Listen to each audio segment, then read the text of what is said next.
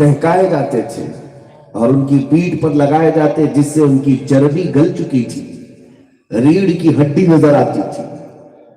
یہ تمام آزمائشیں، ابتلا، امتحانات کس بات پر تھے؟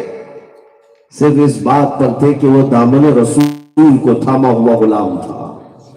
مصطفیٰ کریم صلی اللہ علیہ وسلم کی محبت کا دعویٰ اتنا آسان نہیں ہے جتنا لوگ سمجھتے ہیں کہ صرف حلوہ پر کے ہی غلامی کا دعویٰ کر لیں گے۔ آزمائے جاؤ گے، امتحانات ہوں گے۔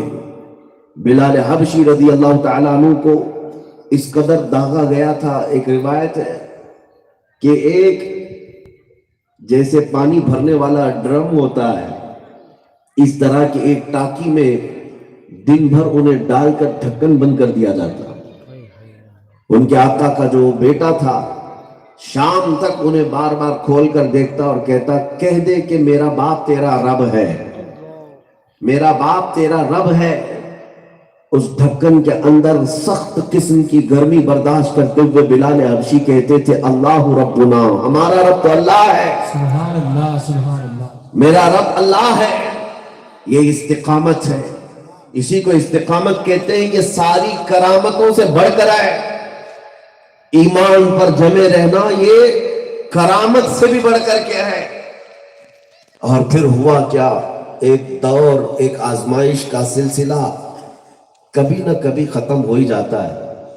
بلال حبشی رضی اللہ تعالیٰ عنہ کے ساتھ جو مکہ والوں نے کیا تھا، کفار و مشرکین نے، خباب ابن الارت، خبیب ابن عدی، یہ وہ لوگ ہیں جن کو مکہ والوں نے ایک کھمبے پر باندھ کر کے سولی پر چڑھایا تھا۔ صرف اتنا ہی نہیں بلکہ ناخنوں سے ان کے پکڑ کھینچے، پکڑ سے ان کے ناخن کھینچے تھے۔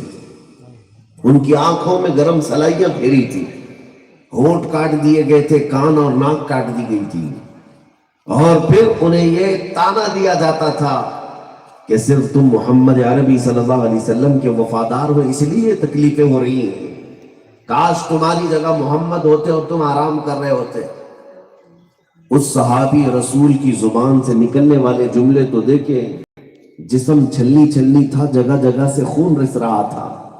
کسی نے جب یہ تانا مارا تو اسی وقت کھمبے سے لٹکے ہوئے جو رسی سے بندھے ہوئے تھے پکار کر کہنے لگے، خبردار لوگوں، میرے مصطفیٰ کریم کا نام لیا، قسم رب ذوالجلال کی، ابھی اور میرے جسم کے 1000 ٹکڑے کر سکتے ہو، میرے مصطفیٰ کے طلبوں میں کانٹا چبھنا بھی برداشت نہیں کرتا، میں اس چیز کو بھی گوارا نہیں کرتا۔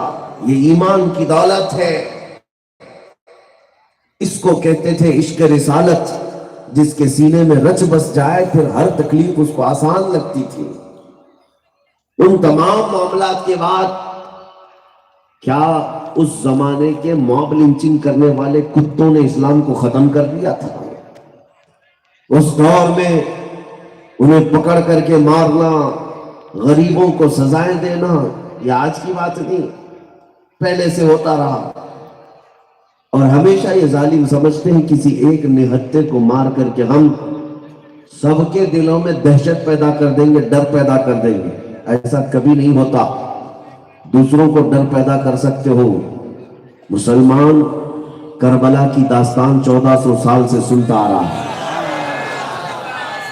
ہر سال سنتا ہے، ہر سال امام حسین اور ان کے رفقا کے ساتھ ہونے والے مظالم اور مصائب کو سنتا ہے، اور مقررین اسی لیے سناتے ہیں تاکہ بعد میں کوئی کتا تمہیں دہشت سے ڈرا نہ سکے۔ تمہاری داستانیں بار بار تمہیں پکار کر کہتی ہیں اسلام زندہ ہوتا ہے ہر کربلا کے بعد۔ مصیبتیں آتی ہیں تو یہ ہمیں دہشت پیدا کرنے کے لیے نہیں بلکہ ہمارا ایمان تازہ کرنے کے لیے، ایمان کے اندر پختگی لانے کے لیے۔ ہوا کیا، خبیب ابن عدی، بلال حبشی رضی اللہ تعالیٰ عنہ، ان میں سے چند صحابہ کو انہوں نے مار تو دیا، قتل تو کیا، لیکن اللہ کے نبی صلی اللہ تعالیٰ علیہ وسلم کی محبت میں دنیا سے جانے والے وہ روتے ہوئے نہیں گئے، غم کرتے ہوئے نہیں گئے۔ حضرت خبیب یہ کہتے ہوئے گئے کہ مجھے اس بات کا کوئی غم نہیں کہ مجھے سارے جتھے میں مل کر کے مار رہے ہیں، پھانسی پر لٹکا کر مار رہے ہیں، بلکہ مجھے خوشی اس بات